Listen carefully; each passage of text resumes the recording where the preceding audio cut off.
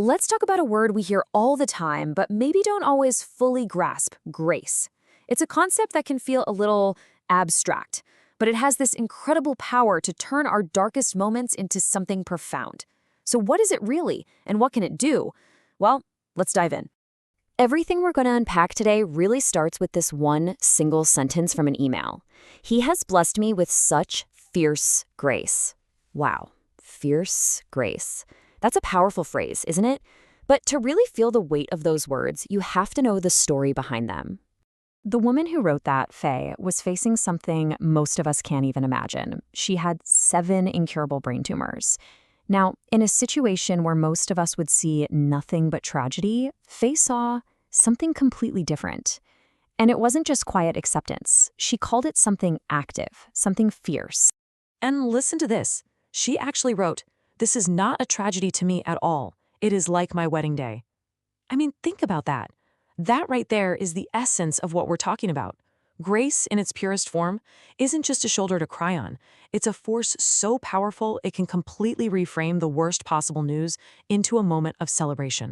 So, to really get a handle on what grace is, it's actually super helpful to first talk about what it is not. Let's set it side by side with a few ideas we're probably a lot more familiar with. First up, karma. We all know the deal with karma, right? It's basically cosmic justice. You get what you deserve.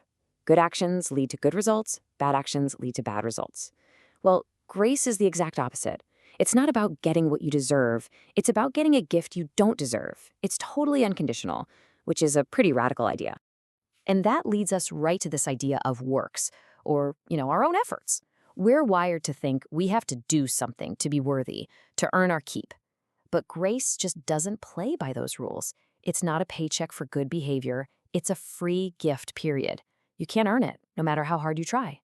Now check out this quote, because this is a game changer. Grace is not opposed to effort, it is opposed to earning.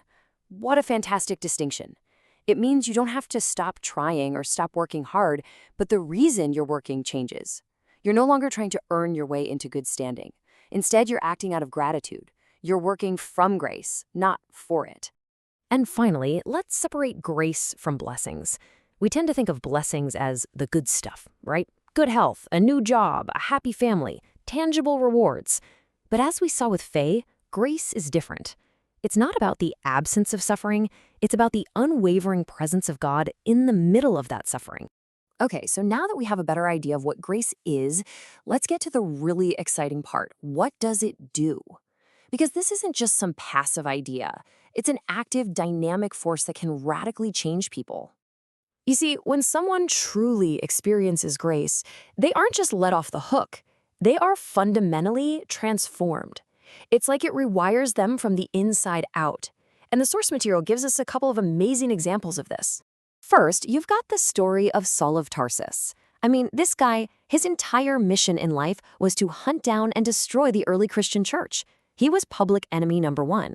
But then, on the road to Damascus, he has this insane encounter, a blinding light, a voice from heaven. And in that single moment of grace, the persecutor becomes the Apostle Paul. He does a complete 180 and becomes one of the most important figures in spreading the very message he tried to wipe out. That's transformation. But it's not always so dramatic and external, right?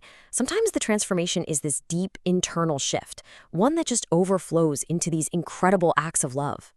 Think about the story of the woman who anointed Jesus' feet. She was an outcast, a sinner in her town, but she comes in, and with this expensive perfume and her own tears, she washes his feet. Why? Because her overwhelming gratitude for being forgiven, for receiving a grace she knew she didn't deserve, it just had to come out. Her love was a direct response to the grace she was given. So what do you do with a gift like this? A gift that can change everything? Well, here's the crucial part. It's not a gift you just put on a shelf and admire. It's a gift that's meant to be given away.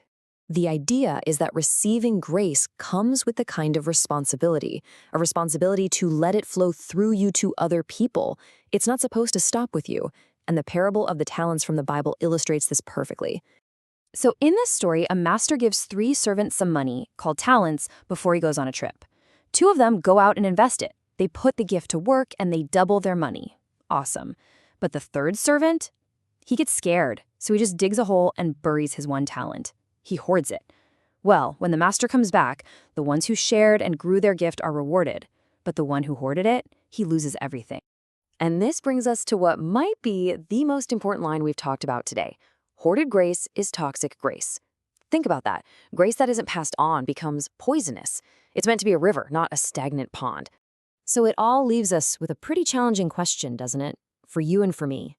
Can we stop keeping score? Stop trying to measure our own spirituality? And can we instead just turn our focus outward and become channels of that same fierce, unearned, and transformative grace to the people all around us?